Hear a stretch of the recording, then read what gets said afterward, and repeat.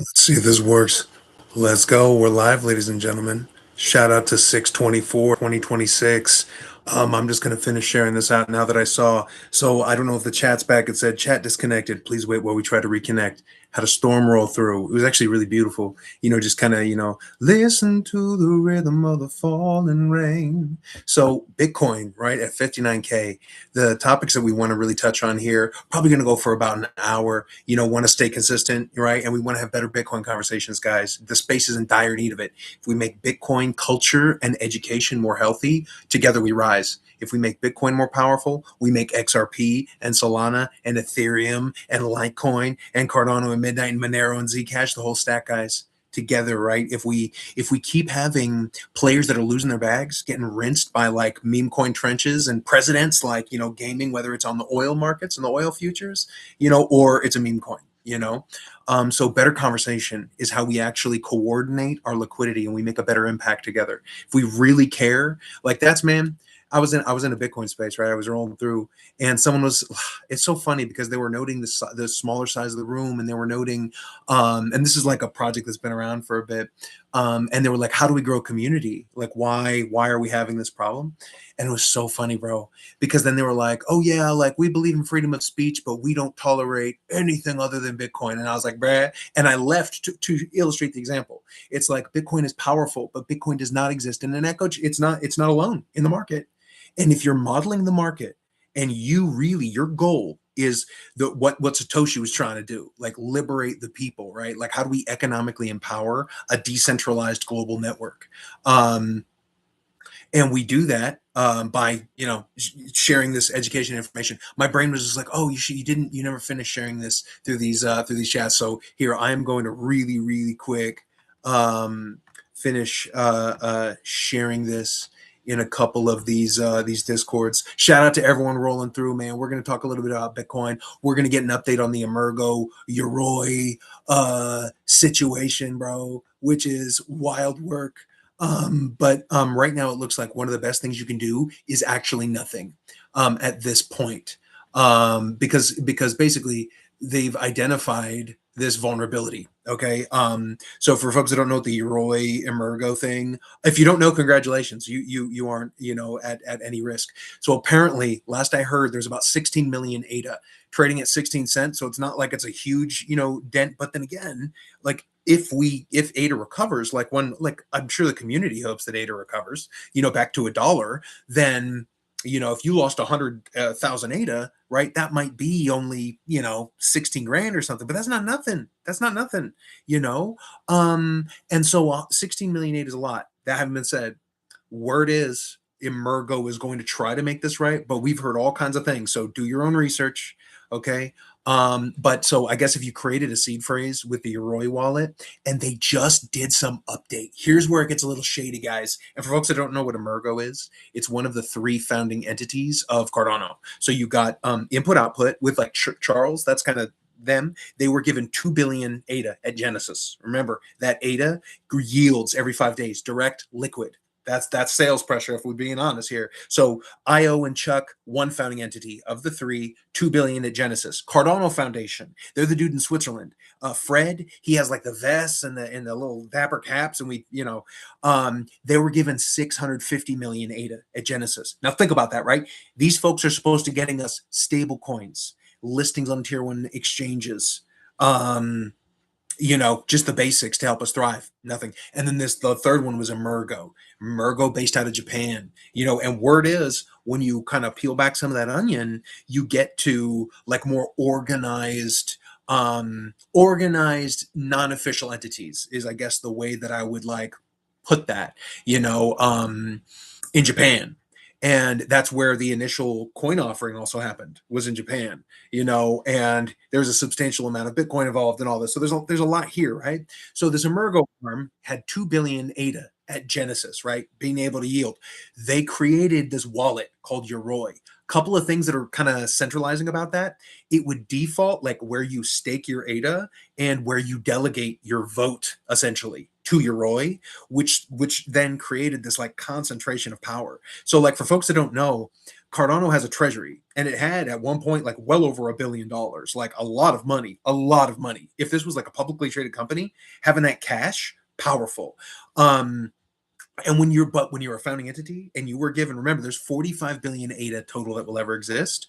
And this one entity was given 2 billion out the rip, right? And again, that they generate every 5 days direct liquid staking. And so we're talking like 20 to 40 million dollars USD for just chilling, staking. And so to be able to like have that advantage from the jump every year and then still come with your handout saying, hey, we need 50 million, 70 million USD. Like we just funded this Draper Dragon proposal, 70 million USD. Look at our stablecoin liquidity depth. It's probably less than 2 million if you add up all of them. Fiat, like USDM and Anzins, fiat 1-to-1 back stablecoins, algorithmic over collateralized like JED, synthetic assets like IUSD. And so until we start approaching the DeFi environment on Cardano, like we actually are trying to make people make money, we're not being serious. We're creating cover for people to honestly just take advantage of the treasury. There's no, it's so difficult. It's like you're either truly inept, so please get out of the way and stop messing up everybody's money, or you're a bad actor, at which point the community needs to understand the state of play and coordinate. So shout out to the Cardano collective out there. I know you're rallying Stake Pool Operator Network and DREP Network and all that. Keep organizing. So I'm kind of like flip-flopping the thing, going more into Emurgo than the Bitcoin at 59K. So I'll finish this and then I'll go to Bitcoin at 59K, Clarity Act, the broader market, and then we'll hit up AI and art. So word is don't do anything. Word is there is a white hat hacker that has basically exploited everyone that could have got by this exploit. There has now been a coordinated effort by someone that is at present being identified as like a white hat hacker, where they will be able to then return those assets to whoever was their owner. Right now there's this, we start getting into really nuanced conversations because we talk about like KYC and all these things, and when is that the thing to do, when is that not so much the thing to do. Sorry guys, because I keep wanting to like share this on the social media and whatnot, so let me do that. Let me share this link here. And again, the typical format, I pick 3 to 4 things, cover them in about an hour, kind of a free ramble though, going on the flow, and then the last 2 and 3 hours would be by chat and like the vibe. So if there's something that you want to talk about, if you're like, bro, what about what's going on in Ethereum? Oh, what about what's going on in NFTs? Oh, what about Solana or XRP? Right? Just ask it in the chat, and that'll kind of guide the flow, and then we can engage on that basis. But yeah, I like to have that first hour structured because it also gives me that out where if I don't have the energy or time, or I'm scheduled somewhere else, I can just keep it at an hour. But consistency is key, right? We need better Bitcoin conversations, guys. So anyway, landing the plane on the Emurgo thing. I think you guys are going to be like, the word is you'll be able to be made whole. Looks like 16 million was got before the vulnerability was identified and ostensibly sought to be addressed. So stay tuned, guys. Keep tapped in with the official channels. If it was me, I know for look, I'll never use Yoroi or SecondFi ever again. Ever. Because, bro, word is that even the person that's like the good actor is using this exploit, bro. This exploit is so bad, and it was built into the way that folks generated their wallets, right? And we're trying to talk about, and this is a founding entity. Now, again, this is distinct from Input Output and Charles's entity. This is the partner in Japan. But this is also where you get this misalignment of incentives, where sometimes you have that, like, bro, you ever work for a billionaire and it seems like they're wasting money on purpose, for write-offs and shit? It's interesting is what I'm trying to tell you. But if you wanted plausible deniability, or if you wanted to come with your hand out, when you're like, say your input output, you've had 2 billion ADA, right? You're generating more than 40 million ADA liquid every year, just delegating to stake pools. And if you were managing that capital well, you'd be participating in things like Strike. You'd be looking at things like Fluid tokens. You'd be looking at things like ADA handle, all these really cool things. And especially Strike. Shout out to Strike Perpetuals, and this is, the more rational approach is, instead of coming to the treasury with your hand out saying, give me 70 million ADA, like IO and Charles, let's say he wants to fund his whatever. Let's get our businessman hat on. And you've said you're not a businessman. That's obvious, but the way that we do this is, instead of Strike having to go to the treasury with their handout, a major capitalized player understands that it's important for Shan to shine. It's important for Strike and entrepreneurs building on the ecosystem get support so they can build. It's like what Larry Fink was saying when he was coming home from Davos, saying the American domestic economy, the only way that we're going to outpace inflation, because we're going to clear 40 trillion before the end of the year in the national debt, is we got to grow our way out. And so projects like Strike that are doing so much good for the ecosystem, keeping it going, doing cross-chain. They support Ethereum. For folks that don't know what Strike is, they're basically Hyperliquid built onto Cardano. They're a perpetuals platform. These guys gave access to SpaceX before the IPO. And whereas Binance, dude, a lot of these centralized exchanges offered exposure, but then they got rugged, because I guess they said that it was oversubscribed. So you got all kinds of shenanigans when you deal with these centralized players, right? Because who's to say maybe the centralized exchange did have those shares, but they're like, bro, there's too much money here. Because I hear that SpaceX is correcting, but the whole market is correcting, guys. Whole market is correcting. And we knew this. If we look at, as a matter of fact, let's look at where the markets are and let's pivot back to the Bitcoin at 59K. And we'll maybe touch on more Emurgo stuff later. But stay safe, guys. Do your own research. If you're going to generate a new wallet, use something like an Eternal or a Vesper, maybe. Not financial advice, but those I'm hearing from the community. And I actually heard someone that I really, really respect did give a shout out to Vesper. So shout out to Vesper. That's a mobile wallet for Cardano. So if you wanted to move, but word is the vulnerability is when you initiate the transaction. So that's where it's a little dodgy. So definitely you don't want to recover your Yoroi or SecondFi seed phrases in another wallet. You just replicate the problem. It's just you're not escaping. So you'd want to go to a brand new set of seed phrases. But that's the rub, right? If the vulnerability means that if you use it, that you're got.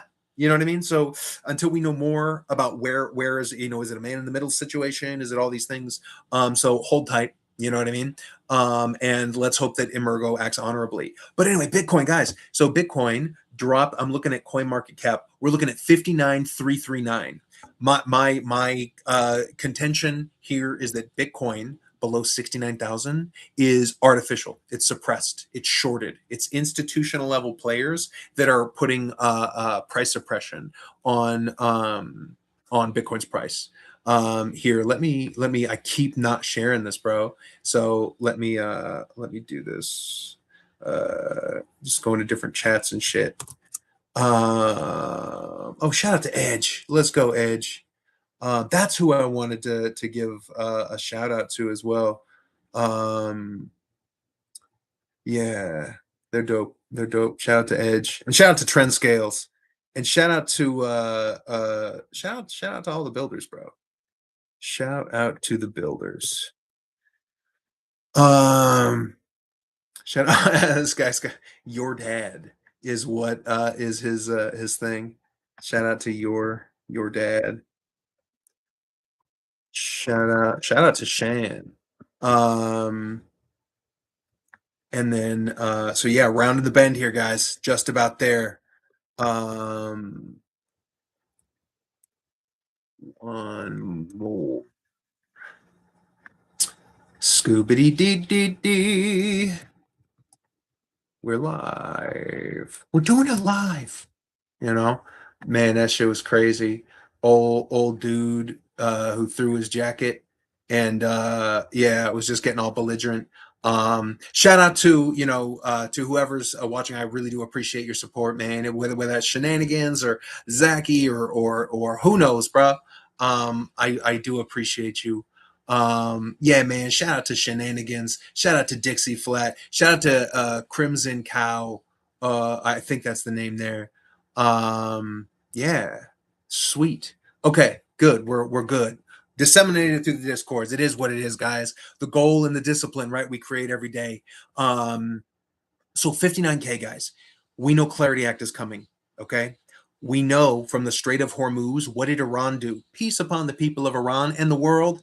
Peace upon the people of Lebanon and Israel and Palestine and Canada and Brazil and China and Russia and Ukraine, bro. We can do better. We can do better. We waste so much money on aggressions, dude. We are masters of energy. Y'all look at like what Tesla is, and again, we talking about SpaceX. We have so much cool shit to come, guys. When shout out to Westinghouse and modular nuclear energy technology. That's actually really exciting. And when you think about what you can do with that kind of energy on the moon, and I guarantee you, the Starship will be able to move that kind of technology from the surface of the Earth to the moon. And then we have nuclear energy cooking on the moon. And then we talk about energy, right? Batteries. We talk about solar panels. We talk about when we're in space, we can get persistent sun exposure. So we get the photovoltaic situation going, and it's got no atmosphere messing with the energy conversion, right? Man, it is so cool if we really lean into those better angels of our nature, as Abraham Lincoln once said.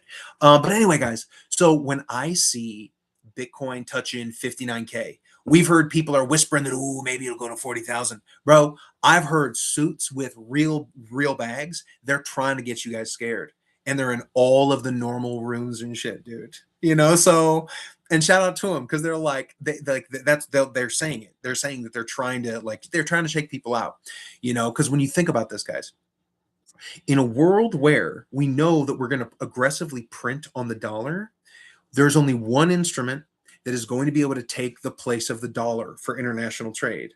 And that's Bitcoin. That's the 21 million Bitcoin UTXOs. We also know folks like in Congress, they shouldn't make as much money as they do. Like, right? Like they shouldn't be able to invest in the stock market and all this because these folks, right? They're also on a socialist paycheck. We pay these, I think I heard there's like 175K and they get health care and all this good stuff, whatever.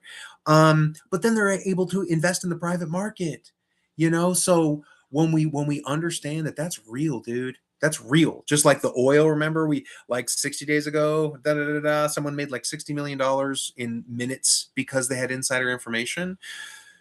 So when we're looking at Bitcoin below that $69,000 to $73,000 level, there was so much participation above 100K, guys. There's just so much.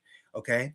But what they can't stop, here's the thing. When Bitcoin is going down to these levels, and we know we're going to have to print massively on the dollar, which means people aren't going to want to buy treasuries. It's just not going to make sense because the treasury yield is typically, you know what I mean? Like if you're on like some 3, 5, 10 year, you're looking at 3.25, whatever kind of percent, between 3 and 5%, over years when you're talking about like buying billions of dollars of treasuries.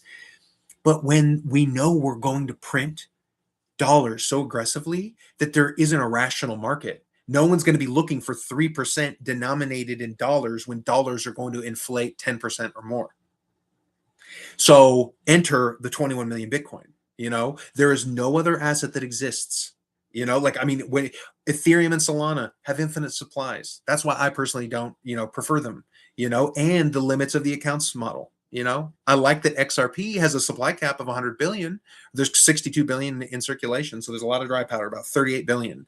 But why I don't hold it is they got in the bed with banks like 8 years ago. They said, hey, look, this technology is really good. It's going to eat your international settlement lunch. So do you want to have a partner, or do you want to get your lunch eaten? And so the banks were like, bet, so XRP, right? The CBDC, they may or may not ever admit to, right? And I don't expect them to, but, so on the one hand, if it does have bank participation, odds of it going away overnight, not likely. Whether we want, and banks should be forced to compete in the free market. Because right now, for instance, in America, we are sacrificing all kinds of professionals on the altar of creative destruction that is AI.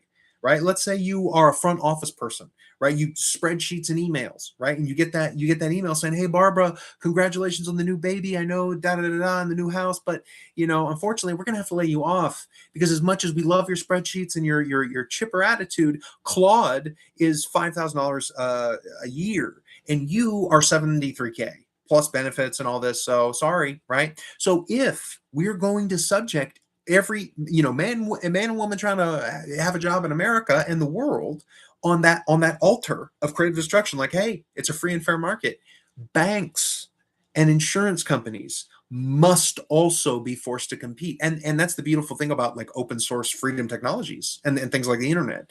We can be unstoppably free, and that's the whole interoperability conversation. So speaking about like Bitcoin at 59K, here's my read on it, right? If we know that the suits have a house advantage, okay, they know there's 21 million, okay, they know it's the only asset that China, Russia, Australia, Canada, Brazil, all over the world, the kingdom of Bhutan, bro, speak Bitcoin. So, okay, we can advantage Bitcoin, but what if we want only our people, right? Like the billionaires, the top, right? We don't want to suddenly advantage the laptop class, the people that were part of Bitcoin in the early days. For folks who don't know, the Bitcoin white paper was released on Halloween night 2008. The Genesis block, depending on where you were in the world time zone, January 3rd, 2009. And every 10 to 15 minutes a new block is created, and all that's in that block is all of the existing receive addresses, and at those addresses there are various assignments of unspent transaction outputs with various values, and those UTXOs, unspent transaction outputs, when you sum them up, right, over the course of time, 21 million is the maximum supply, and we just cleared 20 million in circulation, and each Bitcoin is divisible by 100 million smaller units called a Satoshi. So when one Satoshi is equal to 1 penny, one Bitcoin will be worth $1 million. That's penny Satoshi parity. It's very cool. And these are pieces of necessary education so that we can understand, oh, whoa, what are these assets? Because some people might look at that price and go, oh, I can't afford $60,000, because by the way, Bitcoin's back, it's almost at 61K. Not saying that we can't go lower. Like I'm looking at the 24-hour chart. So if we look at this for the best way to model the market typically is a baseline for how is your asset performing. You want to model it with respect to how Bitcoin's performing. Because if that is like it's the rising tide that lifts all ships, imagine it like the ocean, or like you've got the mighty Nile River and you've got thousands of little tributaries and smaller rivers that feed into it. Bitcoin's kind of like that. Bitcoin's like the Amazon, it's the Yangtze, and but you've got these smaller flows and pools and whatnot. There's many myriad ways to model it. But so Bitcoin's down 3.4% on the 24. When we look at Litecoin, 2.71, trading at $41 also. So not bad. XRP, $1.07, down 3.34. So that's in parity with Bitcoin. So if I'm an XRP holder, I'm not, but if I was, I'm kind of chilling. I go, yeah, bro, look, Bitcoin's down 3%, 3.3%. XRP's down 3.3%. We Gucci. What you don't want to do is start underperforming or outperforming to the downside, right? If Bitcoin's down 2%, you don't want to be the project that's down 7%, right? Because that means you are outperforming what kind of sets the market, right? And psychology. So we learn this in TradFi. It's part of our humanity. It's very cool. And that's something to look at, though. As markets progress and they become more algorithmically traded, how much of a decoupling from psychology will we see? Because heretofore, immediate and intermediate prices in traditional markets, as well as cryptocurrency and blockchain, the 24/7 markets, which huzzah, free markets, free minds, those prices are set more psychologically based than anything, less than fundamentals. Over the course of time, fundamentals will show their merit and their value. But so psychology is really, really important. So if Bitcoin's, trading at -3% on the day, I'm not tripping if my asset is trading similarly. Solana down 3.18%, 67, but they were recently at 69, so they're holding up pretty well. Ethereum down 3.16%, 1616. And yeah. I mean, again, the way that I read this, so I've also heard some whispers here about a July 4th, that there is some kind of will, because it would look good. It would be pretty dope, right? If you put on Captain America hat and you're just like, look, man, we need to sell, huzzah, and November's coming, elections are coming. And the Bitcoin and the cryptocurrency community really supported this administration, whether you want to agree with them or not, right? I'm not, don't come to me for, you will know them by their fruit is all I'm trying to tell you on that. But if we were looking at what is going to sell better in November, what do you want? You want your base that's going to show up to the polls being like, let's go, USA, USA. So when I see Cynthia Lummis out there saying we need to make it so that open source developers, people developing on blockchain and Bitcoin and whatnot, are feel like America's open for business, because we need that. We need to inspire entrepreneurs. We need to be open for business in America.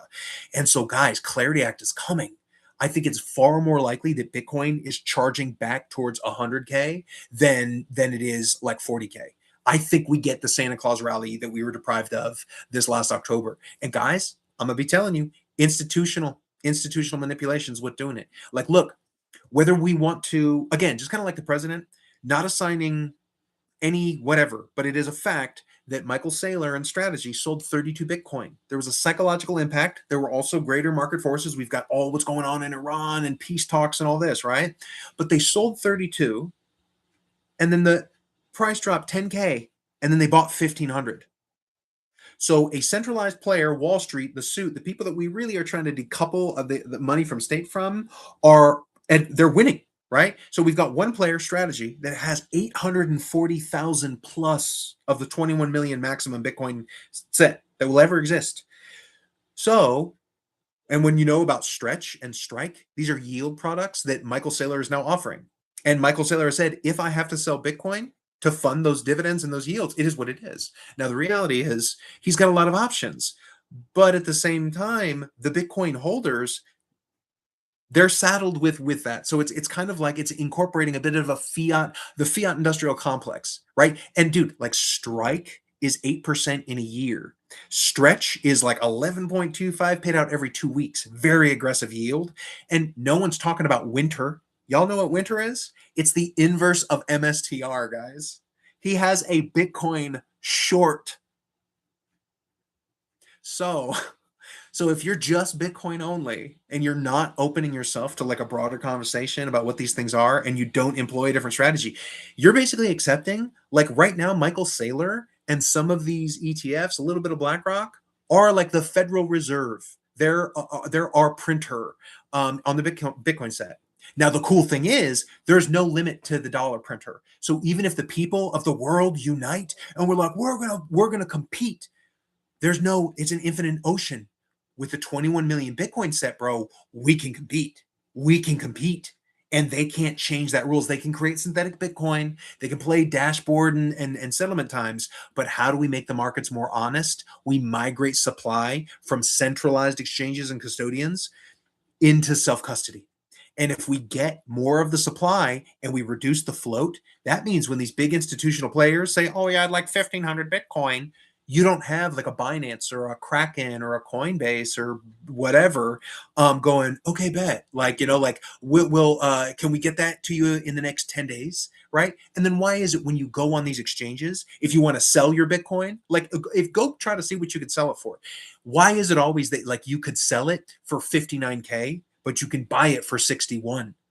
Happens all the time. I've seen it in all kinds of exchanges, and so when you look at that, when these exchanges are the custodians and they know when these major centralized players are bidding, that's why if we take supply, they can't go, bet we're good for it. Because, bro, if you know you move 20,000 Bitcoin a day in your exchange, but in your deposits you have 200,000 Bitcoin, bro, you can play the FTX game. You could just update accounts and say, we're good for it. We're good for it. We'll update, right? But what happens if someone goes in, logs into their account and says, hey, I'd like $10,000 worth of Bitcoin, and they don't actually let that bid hit the open market, all the spot price is, guys, the last executed buy and sell order. And so if the centralized exchanges are the masters of the book, they're the ones setting the spot price. They're always there. And so what we need, right? If they don't have that float, they can't play bullshit games, guys. Otherwise, they run into the FTX problem. Because what FTX was doing, for folks that don't know, that FTX was the largest exchange in America. So when people say, oh, Bitcoin outran the all-time high before the halving, wrong. Why? Bitcoin would have broke $100,000 if FTX wasn't updating dashboards. Because what would happen is people would say, put $10,000 into their FTX account, US dollars cash, and say, I'd like Bitcoin, right? FTX was just updating their dashboard.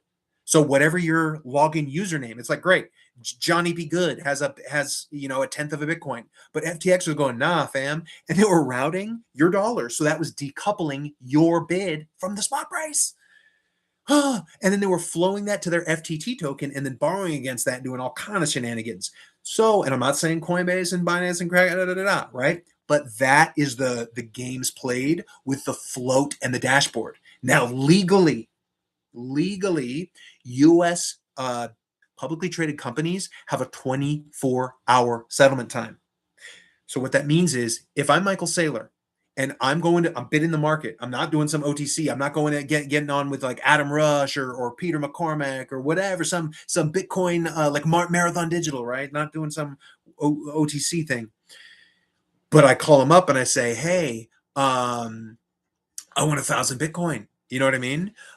They can go, okay, bet. Like, you have 24 hours before your books have to reflect your expression of capital, right? You know, and it's like, which is basically, if I'm a publicly traded company and I spend $1 billion to buy Bitcoin, okay, I don't have to be honest. I have 24 hours. It used to be 48 hours. It's almost a year ago. I think it might be about a year ago where they reduced the window from 48 hours to 24. So all these Wall Street, right? Let's say you're Southwest Airlines, right? And you want to hedge your oil exposure and oil's cheap.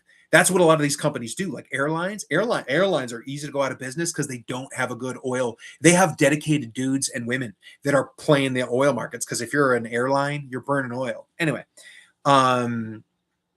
yeah. So like if you get like $1 billion worth of exposure, say you're an airline to oil, with the 48-hour settlement rule back in the day that's now 24 hours, right? You have that 24-hour time before you have to have your public books reflect that you spent the $1 billion and that you acquired oil or Bitcoin. So when you have these publicly traded companies that have a built-in float, and then they get to go to these centralized exchanges that have, you know, a bunch of literal float on their deposit, and then they have spread for the bid and the ask that's setting the spot price. If they have all of the supply, they control the game. It is not incumbent upon them to be honest, because if a major player says, hey, I want 1,000 Bitcoin, and they don't have it, what happens? They have to let that bid flow through and hit the market. They can't just update the dashboards. And right now, every single centralized exchange updates dashboards, you know, but they don't walk into FTX territory until they begin assigning the like a greater value to those dashboard updates than they actually have on book, right? You don't want to get into a situation where you have 1 million customers that think they have 1 million Bitcoin, right? And you only have 100,000, right? Because now you're all, that's all kind of illegal, you know. But when we have honest conversations about what are these publicly traded companies, you know, are they all good, are they all bad? They were inevitable. Satoshi Nakamoto knew this, you know. And these were a lot of things that were talked about, you know. So how do we collectively navigate that together? How do we have Bitcoin live up to its promise? So when I look at Bitcoin at, you know, 59K, below 69 to 73,000, guys, it's shorting. And one of the reasons why we don't really expect to see it live in these lower levels long, because what Michael Saylor cannot control is the Habibi bid, like, which is just a stand-in. Shout out to Habibi. But that's Chinese whales. That's folks from Norway and Sweden. Could you imagine if Norway and Sweden, which for man, they do a lot right, bro. They have like a whole treasury situation. If you had a Norway and a Sweden that say, hey, look, we're going to allocate 2% of our national treasury to Bitcoin acquisition, right? Michael Saylor might get a hint. He might get a whisper through the suit network, right?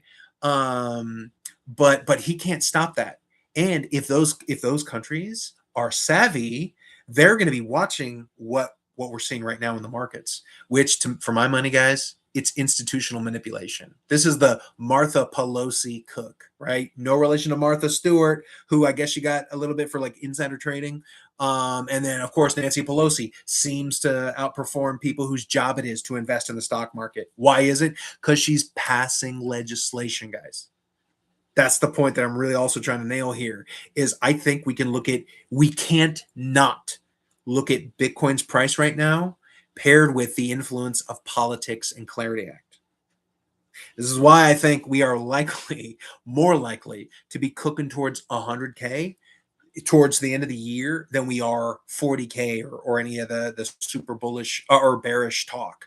And it's because of that Clarity Act. And especially if we get something passed by July 4th. And again, think of November.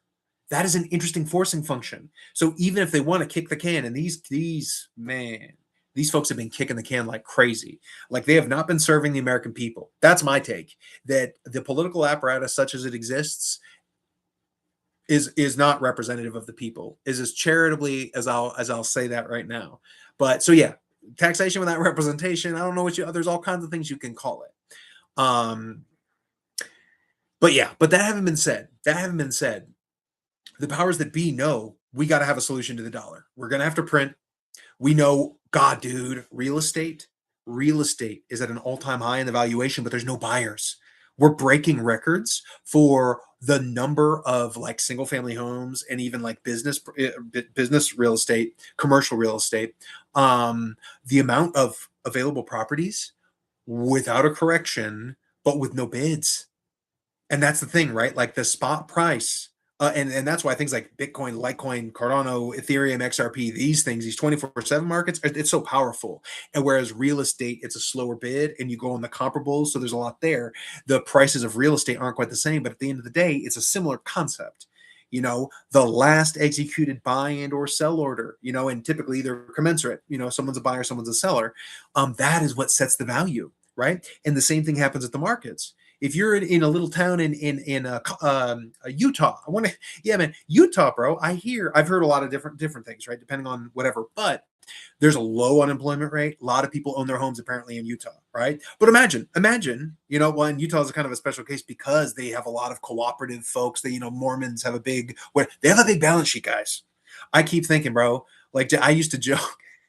I think Jack Mahler's, bro. He's like perfect, bro. He's ready to take over Utah. Cause dude, Mormons are a little bit like Catholic light in that like the Catholic Church owns so much real estate, so much, dude. It's crazy.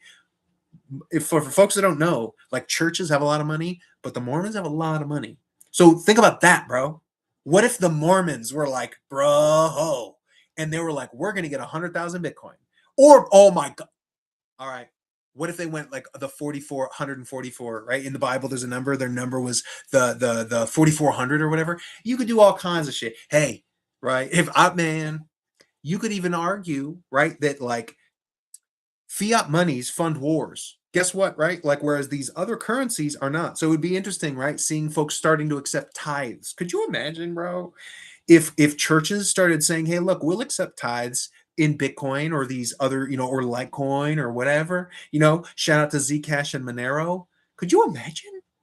And being like, yeah, like screw the dollar and whatever. And then and I mean, shout out to the Pope out here, dude. I just like the fact that he's talking about loving thy neighbor. Like that's it. Like, bro, I mean, I'm not one that goes out there saying, oh, I'm a Christian or I'm a Buddhist or whatever, but I'm deeply like I vibe heavily with a lot of the philosophy and it's cool stuff. Like, it's beautiful. And like one of the things that Jesus says is you will know them by their fruit. He also told us to love thy neighbor. That was the second, like the commandment that was like unto the first, which is like love the Lord thy God with like all thy heart and spirit and all this, right? But one could expound upon that. What is that? What is that? What is and it's so beautiful, but it's also abused.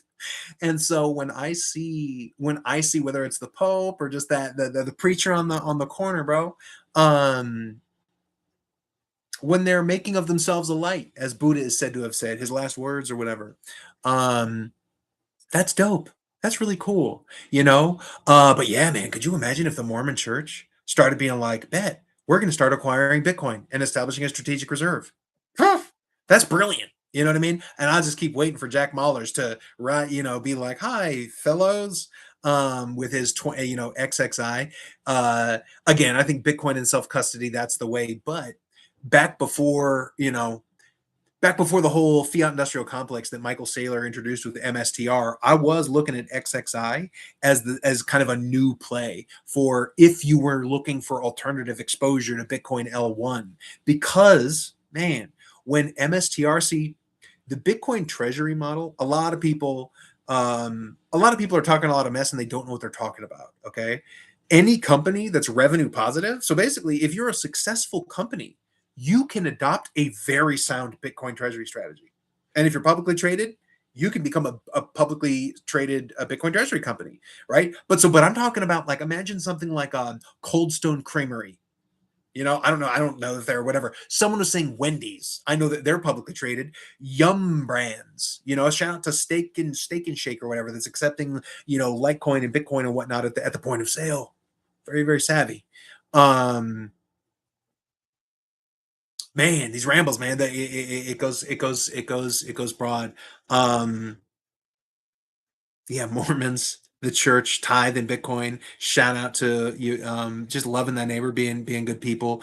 The importance of education, guys, about what is Bitcoin, Clarity Act. Yeah, why I'm going down all this, like, these different things is when we consider, yeah, Bitcoin's chilling, guys. It's back over 60K. But it also is looking like it's expressing a butte.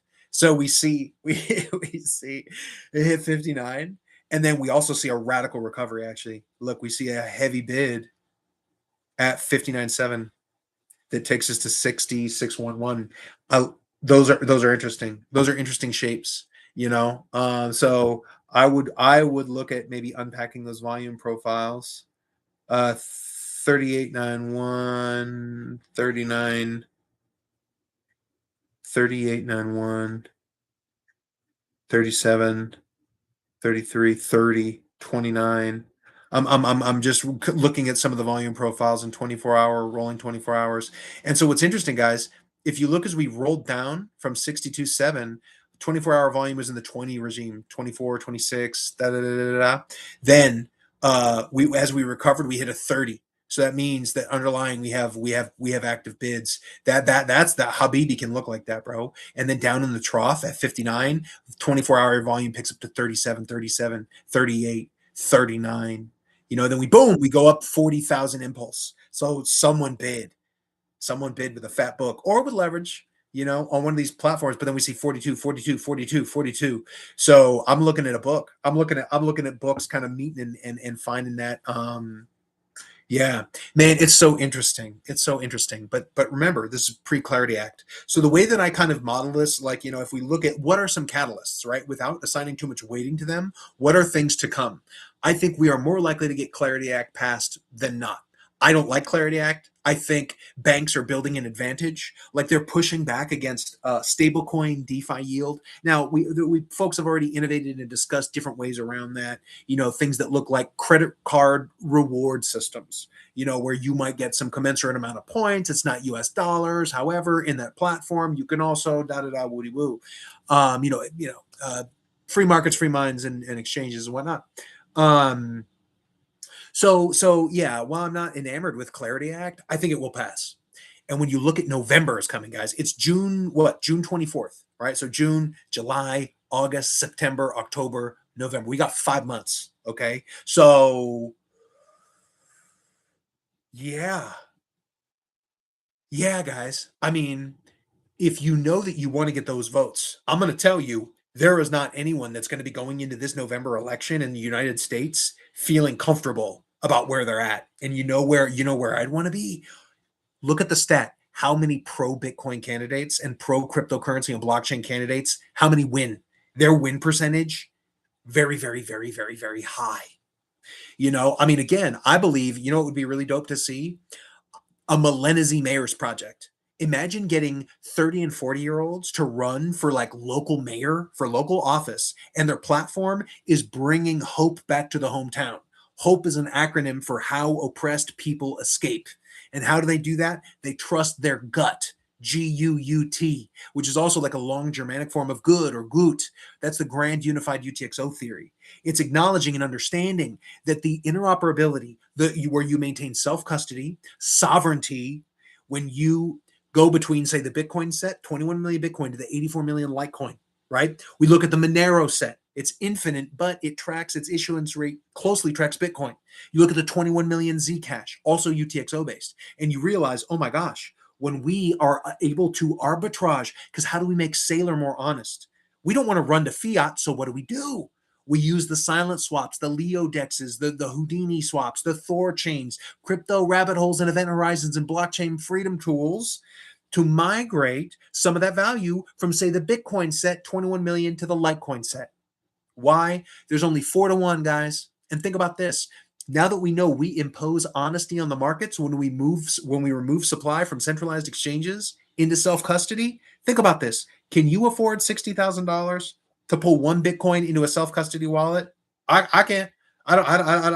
Right? These markets are crazy out here. The rent is too damn high. But Litecoin, 200, right? So to get four, because you got to multiply it by four, because for every one of those four, 21 million Bitcoin, 84 million Litecoin. But think about that, guys. So if you want to be the equivalent of a whole coiner, owning a proportional supply of the network, right? It's much easier to do that with a Litecoin set. And so the other thing, bro, it's the game that can't be stopped. Remember how GameStop, the people took over? And what did the suits have to do? They had to attack us at the brokerages, bro. They said the people are winning. The people are going long. They're using options to put leverage on GameStop, and they're trapping us, right? And so what did they do? The suits cheated, just like they're doing with Clarity Act. They want to build an anti-competition.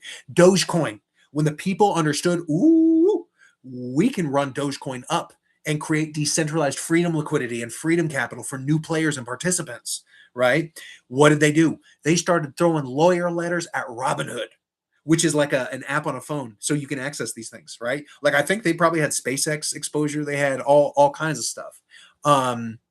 But yeah, man, I say Litecoin is the game that can't be stopped. If we started doing that, hey, look, Operation Litecoin Liberty, pull 4 Litecoin off an exchange into self-custody. Not financial advice, da.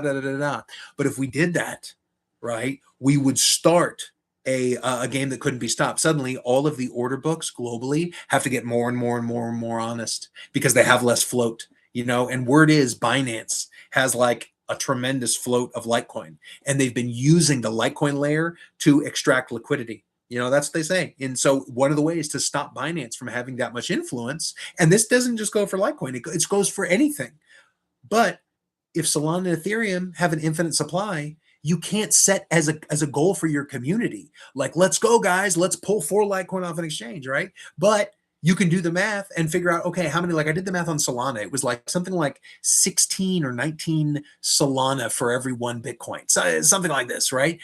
So you could employ similar migration strategies. But again, bro, when someone owns a printer, that's why I don't really hold Solana and Ethereum.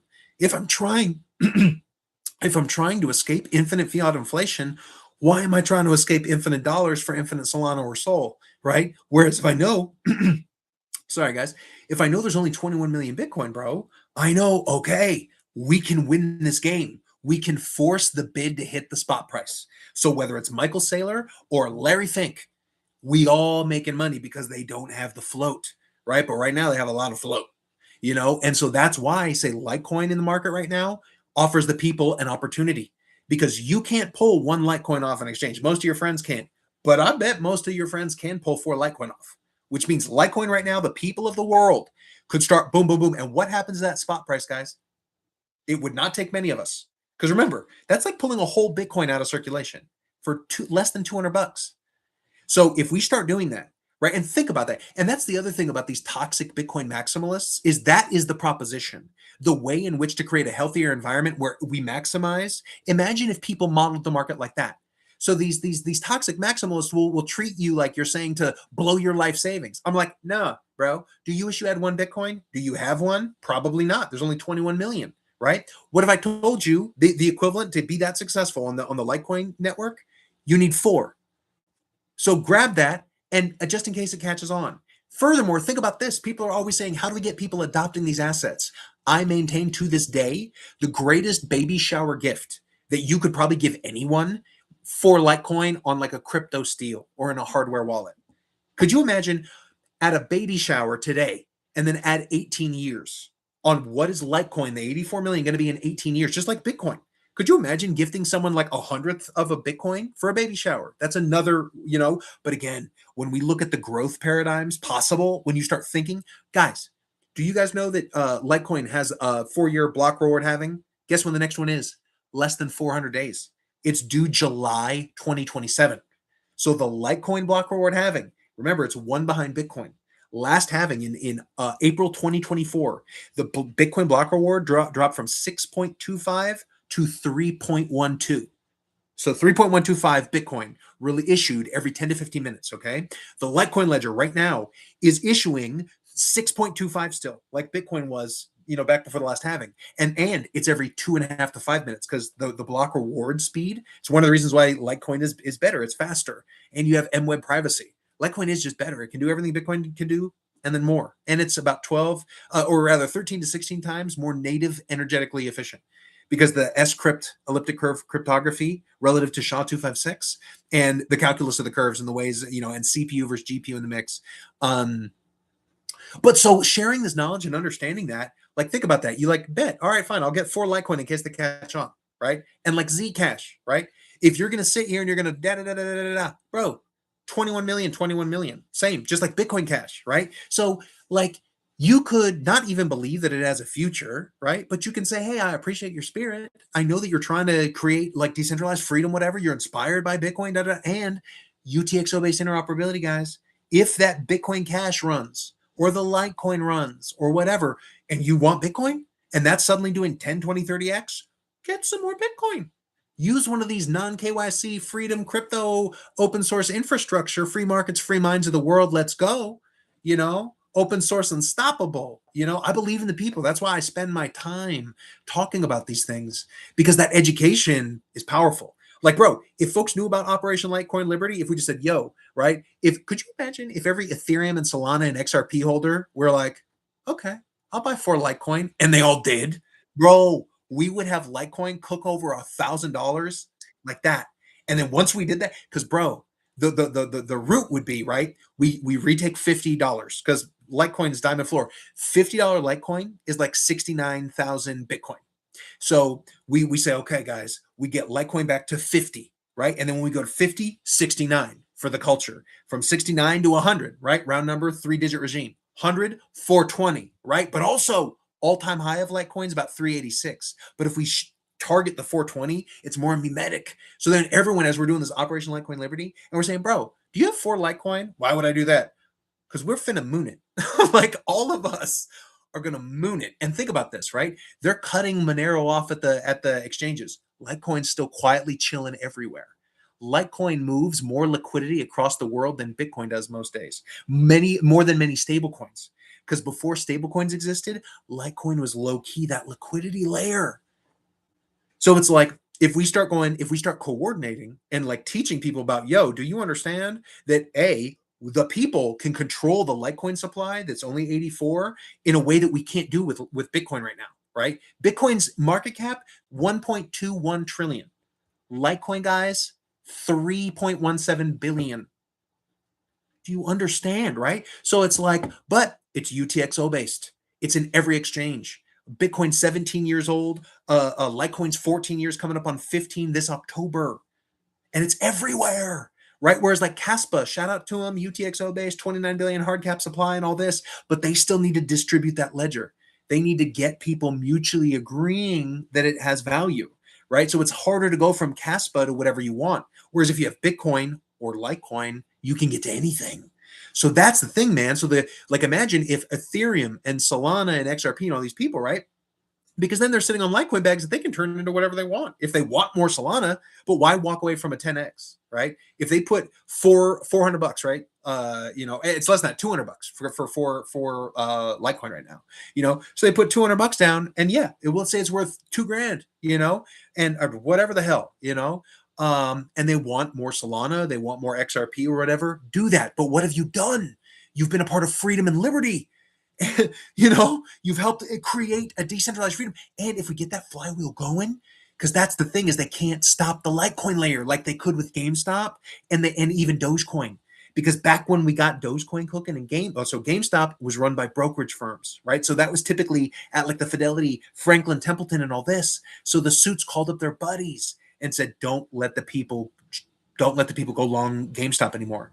Right? So they literally stopped the bid from the people. And they did the same thing with Doge. Whereas with Litecoin, bro, if we all quietly start just pulling 4 Litecoin at a time and just be like, yo, join Operation Litecoin Liberty. Just pull 4 Litecoin off, right? So a Bitcoin maximalist is going to be like, oh, you piece of, you're ruining someone's future. I'm like, bro, slow your roll. It's less than $200. And then just chill. Go back to DCAing your Bitcoin forever. You know what I mean? But, right? But it's ridiculous. It's ridiculous to trap yourself because, right, if you're just DCAing Bitcoin, you are saddled with Michael Saylor's strike and stretch dividends and whatnot. He built the fiat industrial complex. But if you are smart and you have Bitcoin and Litecoin, let's say, and you arbitrage between them, you know that when Bitcoin's at a serious like ebb, you maybe scrub some of that profit, not to fiat, but over into the Litecoin set. Because again, 21, 84 million, UTXO plus privacy, plus deep legacy integration. You've been able to go to Newegg and buy computers and all kinds of equipment with Litecoin forever. Litecoin's accepted everywhere. So it's like that low-key freedom thing. Monero, God bless it, Zcash, God bless it, whatever, but they can't be what Litecoin is. Because when Litecoin was launched 14 years ago, remember, things like Zcash and even Monero, I think they're like 9 years old and 10 or 12 years old, respectively. So again, like that distribution profile of what Litecoin is just irreplicable. And so if we teach the global community that, hey, why not grab for Litecoin? Worst case scenario, you're not on the sidelines when the community catch and people start realizing, oh shit, we now run the price. We got enough supply off of Binance and off of Coinbase and Kraken. And now they can't just use it for a liquidity tap, and they can't play order book and whatever games. Now, when people are bidding, it's got to be more and more honest. And then suddenly we see Litecoin 1,000. Like, I think that map to 1,000, guaranteed. In the same way that Bitcoin will be worth $1 million one day, Litecoin will be worth $1,000 someday. And remember, the next halving is in 1 year and a month, July 2027. The next Bitcoin halving, for context, is also in It's March or April 2028. So when you also think about like what Larry Fink was saying about what if 2029 looked like 1929, which is when the Great Depression really kicked off. And so that's bullish that there's a halving for both Litecoin and Bitcoin before that. The way that I model that is I have to assume that we're going to have a real bad outcome because, I'm going to hope for the best, but I'm going to prepare for the worst. I think we get Clarity Act passed sooner rather than later. I think there's a lot of reasons why we get it before the end of the year, looking at like November voting season and whatnot. The current administration is going to want voters feeling good about supporting this administration. Whether I do or you do or whatever, folks that want votes are going to want their constituency motivated. And one of the ways to get them motivated is get these charts cooking. You know what I mean? And I think Clarity Act is when we see that the Nancy Pelosi and the suits and whatnot, like the insider cook, is done. It's done.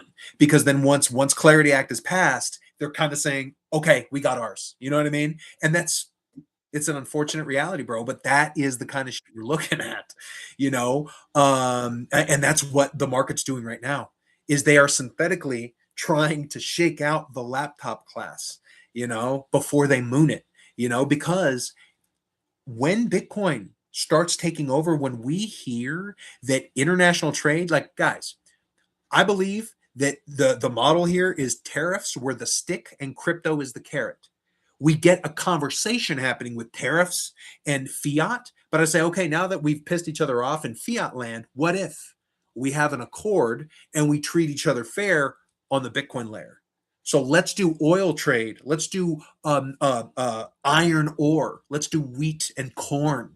Let's do these commodities, and let's do Bitcoin preferred. If you want to do a $5 billion steel deal between China and America or Taiwan and all these international whatever, and we start seeing Bitcoin preferred, that's why they're shaking us out. Because that's a world where Bitcoin's cooking towards $1 million. You know what I mean? And in the world where Bitcoin's cooking towards $1 million, people are going to start going, oh my gosh, Litecoin. And they're not going to sleep on it forever, bro. They're not going to sleep on it forever. It's 4-1. And as people start doing it, and think about that, dude. Bro, one woman named, right, that Sophie Rain or whatever, word is she moved more money than LeBron James last year. Okay. So word is it was over $100 million. Look at that market cap of Litecoin again. 3.17 billion. That means one woman creating content on the internet moved a 30th of the current Litecoin uh, uh, market cap.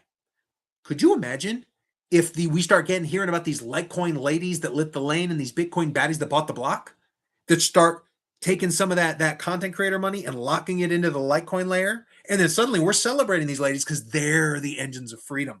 Because if we all got good, if we actually got our friends to be like, "Yo, guys, buy 4 Litecoin, just real quick," you know, and then suddenly, right, you go, oh, okay, bet, right. So all our friends on Solana and XRP and Ethereum, they're like, all right, like, I got my quick little 4 Litecoin, just like having 1 Bitcoin. When you look at the total supply, right, because 1 Bitcoin is 1/21 millionth of every Bitcoin that will exist. 4 Litecoin is 1/21 millionth of all the Litecoin that will ever exist.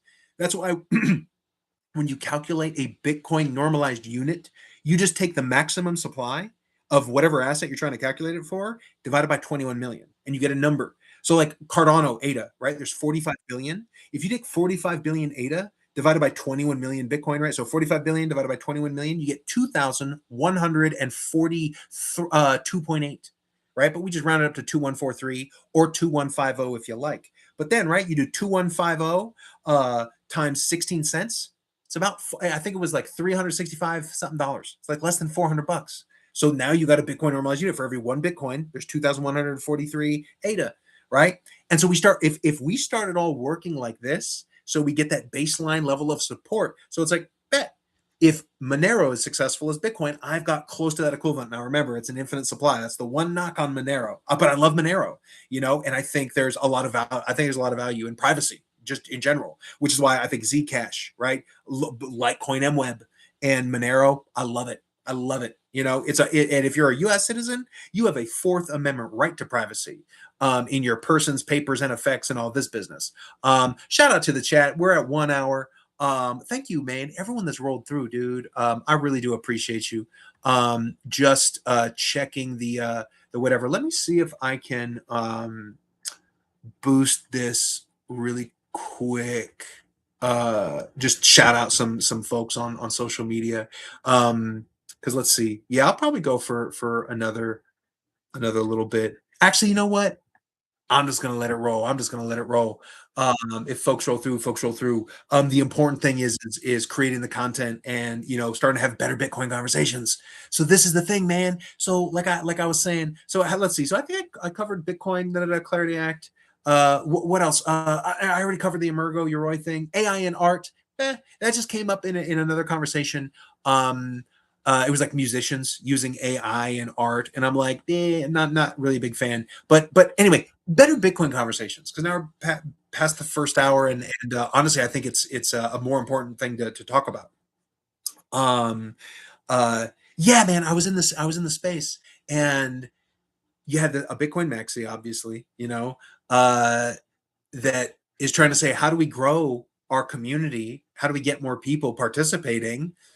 And then, again, he's saying we believe in freedom of speech, but no altcoins, no shit coins. And I was like, bruh, you know what I mean? It's like, this is why, right? Could you imagine if every Solana meme coin trenches degen, if built into their mind model was because they had a conversation with a Bitcoiner, was like, yeah, bro, if I get my 50x, my 100x, I immediately lock 10% into the Bitcoin layer, right? Say I'm some 19-year-old kid, vape cabal, whatever, that is a more productive conversation that advantages what Bitcoin is as an asset relative to saying, hey, you piece of shit kid, you you're, I mean, you catch more bees with honey. And so the same thing like with this XRP layer and the Ethereum layer, folks that build NFTs, it's important to meet the market where the market is.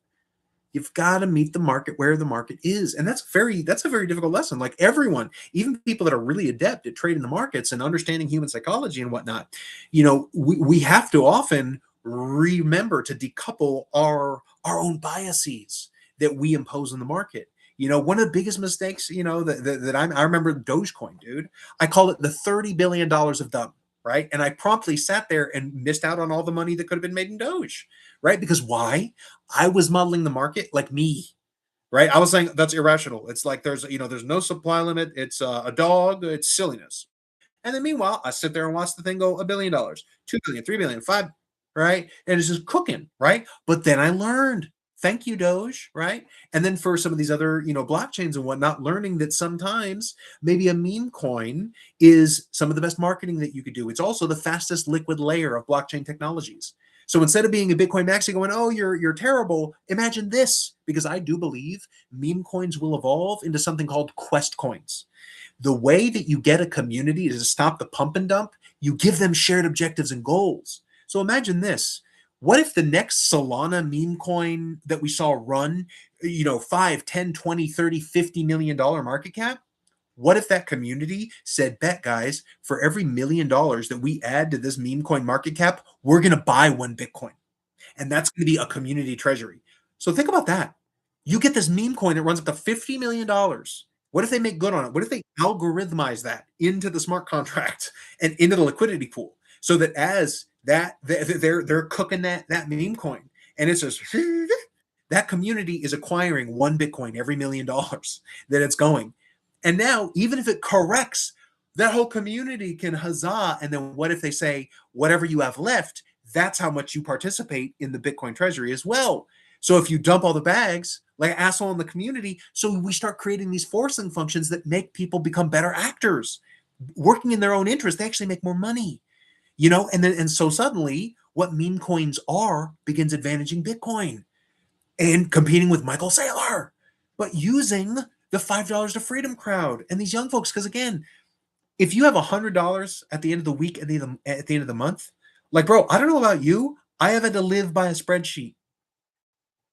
I've had to live with margins left that are, let's just say, like hundreds of, call it $100, right? Anyone that's ever lived that way before in their life, where at the end of the month, it's like, woo-wee, I got my rent paid, and I fed myself, and I got to work, and I paid my bills, but I had $100 left. You know what I mean? Those kinds of folks just DCing into Bitcoin from now forevermore, that's not going to get them freedom. And these toxic maximalists leave these folks out of the conversation.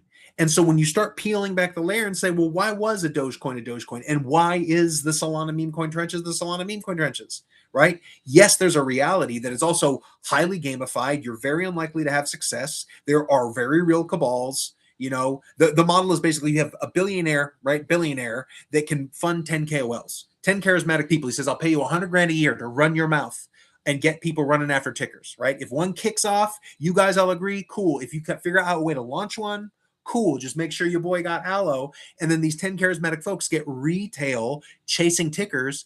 And then the billionaire also has a swarm of bots eating your bags. So while the KOLs, right, their bills are paid with $100K from the billionaire and they're aloe, so they're dumping on y'all's heads while they got you doing this. But the billionaire's also willing to pump it, because they've got that liquidity. So we know, because we have the conversations and we understand the trenches, that there's a different game afoot. But how can we make it healthier? Are we going to be able to remove that entirely? Hopefully we can start, figuring out, just how to honor the opportunities that we have. But yeah, man, having the conversations is much better than just saying everyone that's on Solana is a terrible person and especially the retail, bro. Like the suits and whatnot, you know what I mean? Like, and even the suits, not all the suits are bad, bro. Like, I don't think Michael Saylor's a bad person, but I think he's allowing his ego to give him an excuse to encumber Bitcoin, maybe beyond his skill level and what is best for the asset. I think Michael Saylor's desire to have strategy be performant and kind of for his thesis to be correct and all that, I think it has been to some degree to the detriment of Bitcoin recently. Now, for my money, again, not assigning, good or bad, I believe strategy will survive. Okay, they're talking of their, like, bro, even at $60,000, guys, at 60,000 Bitcoin, Saylor's healthy, guys. And also the lending and borrowing environment of a Michael Saylor, very, very different. Michael Saylor doesn't owe anybody anything for more than like years. And remember, The next halving is 2028. Now, granted, 20 million is already in circulation. The halvings have less of an impact. But the reality is, guys, that block reward, which funds, that's how people buy the energy to validate the Bitcoin mining network, right? I'm telling you, that Bitcoin price is not going to be, there will be a time when people go, you got Bitcoin under 100K? Oh my word, you fortunate person. You know what I mean? So don't get shook, dude. And that's, in a post Clarity Act situation, I think that's when we see Bitcoin really, really start to cook. But yeah, that's that concentration of supply in one player's hands makes it, to me, for many reasons, why having all chips in, and it was never so that a monolithic approach is the optimal solution. It can have periods of time in which it maximally returns, but monolithic things have one failure mode. MSTR was a great asset until we started seeing the spin up of the stretch and the strike and the winter and all these other derivatives built on that Bitcoin stack from Strategy. And so by educating about, hey, what are the advantages of Litecoin? Zcash, right? For instance, Zcash. Okay, so that's trading at, what is that trading at actually? I'll be curious. Shout out to Ethereum. Let me just look up Zcash right now. Okay, so Zcash is actually outperforming Bitcoin in the 24 a little bit. It's down 1.86%, and Bitcoin again is down 3.43. Zcash trading at $413.66. Okay, so for folks that don't know, Zcash, there will only ever be 21 million. I don't hold Zcash, but there will only ever be 21 million Zcash. Okay, basically people said, hey, Bitcoin's cool, but you know what? It doesn't have privacy. That would be really great. So they said, okay, let's cook this out and make this work. Things that I don't like about Zcash, I don't like there's like a 20% mining fee to like a centralized actor. So it's kind of like they have a built-in strategy. They have a built-in situation where one player is going to have a fat stack. And it's like, damn, bro. So that's the thing. But at the same time, the Winklevoss twins own an exchange called Gemini. They were early participants in Bitcoin. And guess what? They support Zcash. And Zcash at $400, that's not 60 grand. Look at the market cap, 6.92 billion. Okay. Now remember, relative to Litecoin, 3.2-ish. Zcash, 6.97 billion-ish. Bitcoin, 1.2 trillion. So when you see like, whoa, where are the multiples? Because now, what are the Solana trenches looking for? $50 to freedom, $500, whether or not they can actually get that, whether that's rational. What are they looking for? That. Where are they likely to book a better multiple? Well, probably in an asset that has a 6.92 billion market cap relative to a 1.2 trillion dollar market cap. Especially if we then say, oh, and one is a fork of the other project. It's UTXO based. It has the privacy. It's got billionaires that have exchanges, which also reduces the friction to participation. Now get this. I believe it'll become a platinum collateral project. That's similar to, like, well, it's not similar to a Quest coin, but anyway, depending on your jurisdiction, when you collateralize an asset and borrow against it, it's not a taxable event. So let's say you had a bunch of SpaceX stock or Tesla stock, $1 million worth, right? You could take those stock and you could use them and say, hey, you go to some financial institution and say, hey, I'm going to give into your custody for a while for, as collateral, $1 million worth of Tesla stock. Okay. I would like you to give me a $100,000 credit limit. Right. So then boom, I've now got a relationship with this bank. The bank on deposit has a bunch of Tesla, and I'm not selling my Tesla. That's the rub. That's the rich people. How do rich people, right? Like, like that's how you don't pay taxes. You borrow against it. So something like a Zcash, guys, platinum collateral project. The one thing that you want a collateral to do, you want it to either maintain its value or grow. Right. That's really it. So I mean, when you look at, you've already got billionaires. The Winklevoss twins are billionaires. Look at the market cap, 6.92 billion, right? We also know the spot price is the last executed buy or sell order. That's also how meme coin, like cabals that only have $50,000 can make $50,000 look like $1 million for a moment on the market, because all it is the last executed buy and sell order. So like me and 5 friends, right? What if we launch some meme coin with a million units and put full circulating supply, and then we established a market, and I sold to my friend, 1 unit at $1?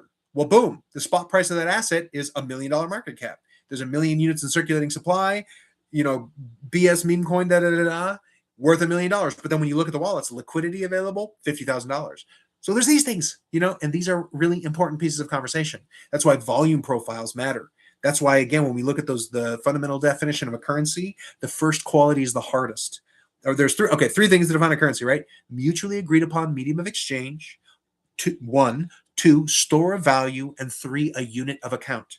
If you have those 3 things, you have a currency, right? But that first thing is the hardest especially in the blockchain era. You need to have 2 people that mutually agree, right? Look at these Bitcoin maximals, right? They'll look at an XRP, even though banks and the adoption's growing, but there are people that definitely vociferously do not mutually agree, which is why gold, silver, these things, it matters, and that's why something like a Bitcoin, something like a Litecoin, have a different status than a brand new meme coin that's launched or whatever. So with something like Zcash, guys, when we look at its market cap, its current spot price, 21 million cap supply, I think it's really, really well positioned to be a platinum collateral project where it's used in DeFi environments to collateralize and borrow against and be able to tap, say, stablecoin liquidity, for instance, without incurring tax incidents. And so that's a case where, right, like if you're just out there in the market and you start understanding, whoa, what if I acquired one BNU, one Bitcoin normalized unit worth of these major UTXO-based blockchains that have hard cap supplies and global decentralization and distribution of the validation and consensus mechanisms and the publicly distributed ledgers associated therewith. Those 3 things, just like 3 things that define a currency, those 3 things define a sovereign digital asset. If it has a hard cap supply, that means you've instituted the gold condition. No one owns a printer. As it grows in adoption, mutual agreement that it is a medium of exchange that has value, the more and more you're winning. And that hard cap supply, no one owns a printer. And then 2, the UTXO basis. That unspent transaction output basis gives you mathematical formalism, determinism, high security, and interoperability with the Bitcoin set. So you can, you can create mathematically provable ways of flowing the capital between them. And that third one, global decentralization and distribution of the validation and consensus mechanisms and the publicly distributed ledger associated therewith. So the publicly distributed ledger is what are all the addresses? What are the UTXOs that are associated with all those addresses? And it's recorded every 10 to 15 minutes on the Bitcoin ledger. And then you've got the miners, the Bitcoin miners, that they're solving random math problems so that they can, basically say, hey, I won the math problem first, therefore I have a crack at the block reward. And they go, okay, you solved the math problem first, but before we'll grant you the right to, write this block, you have to tell us what is the state of the ledger. What are all the addresses? What will your block say? What will your page of this publicly distributed ledger say? And as long as you win the math problem first, and what you say that ledger says, what should be in that block, agrees with more than 51% of the other people that have a copy of the ledger, then fair play to you, then, because if one of the other miners had won that block reward, they would have said the same thing that you just said, kind of thing. So it's really, really smart, that the security mechanism. Yeah, man, Bitcoin's bad. It's badass, but it's also 7 transactions per second, whereas Visa is 20 to 40,000, the Visa network. Okay, so that's another thing. When you look at, can Bitcoin practically scale to serve the transaction needs of the world? The answer is no, and Bitcoin maximalists will tell you, oh, but the Lightning Network can do it. Well, it's like, okay, but that's a custodial secondary layer, so these kinds of things. Anyway, I think I'm going to land the plane there. I feel I got an hour of content out today. There's probably folks out there having interesting conversations and doing cool shit. And thank you everyone that rolled through. So to put a button on the 3 topics, I think it was Bitcoin at 59K, guys, don't get shook, don't get took. Is it possible that we could see Bitcoin, go lower? Again, I last time I was really looking at the charts with any whatever, I was looking at a cusp at 54. I'll just say that. So there's strong bids up to that level. Doesn't mean we can't wick below, who knows, man, that, I looking at that chart, it was a bit ago. Let's call it, so it was some time ago. I think more than 18 months. But yeah, if the market presents a discount, if players are coordinating to create and to shake out and to hit the psychology of older players in the market, what they cannot do is control bids from players. Like that's one of the other powerful things about Bitcoin. Anyone with an internet connection and a smart device can bid on the network, you know? And so if they make Bitcoin really, really cheap and it is about to be the baddie on the block, suddenly you're having bids coming in hot and heavy. You know, who wouldn't buy $5,000 Bitcoin? That is an absurd thing, but just to put just like the flash in the brain. Think about that, right? So in the same way, $20,000 Bitcoin, 30,000, 40, $50,000 Bitcoin. You know, Habibi's bid starts coming in stronger and stronger and stronger. And then the Michael Saylors and whatnot, people that are trying to aggressively acquire it, start going, oh, no, no, no, no, no, no. You know, that's supposed to be ours. They don't want that. You know, if they're going to manipulate it, they want to migrate it to their hands, not Habibi and Chinese whales and who knows, you know, folks in Brazil, you know, Norway and Sweden, Australia, Canada, again, the world. So it's a very interesting time. But I think with elections in November in the United States, Clarity Act, the whispers of a July 4th, we'll see. Yeah, guys, don't get shook.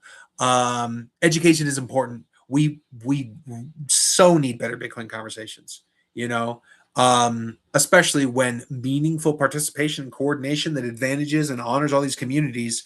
We're not talking about breaking the bank, right? So someone that's really wants to lean into Bitcoin as their thesis, at the end of the day, there's a point at which that toxicity is about feeding an ego. It's not about Bitcoin.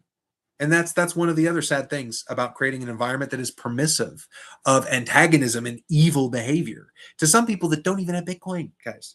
That's what ends up happening is you've got people in that community that think, oh, you'll co-sign if I'm terrible to other people. So just because they support XRP or some of these Monero or something or Zcash, you've got folks that are doing damage to the ways in which we can grow and educate each other, and it's the same thing with these. And man, it is hard not to be critical sometimes of like Solana and Ethereum with the infinite supplies, the account-based vulnerabilities and whatnot. But there's a difference. That's why like the people that are trying to use it and understanding what is the retail user seeking relative to the people that are running these projects. The people that are actually launching these blockchains, it's a different thing, right? It's just like Cardano, touching on that again, hopefully you were not impacted by this Emurgo, Yoroi, SecondFi wallet situation. But if you were, word is that a white hat hacker has acquired the assets that can be exploited.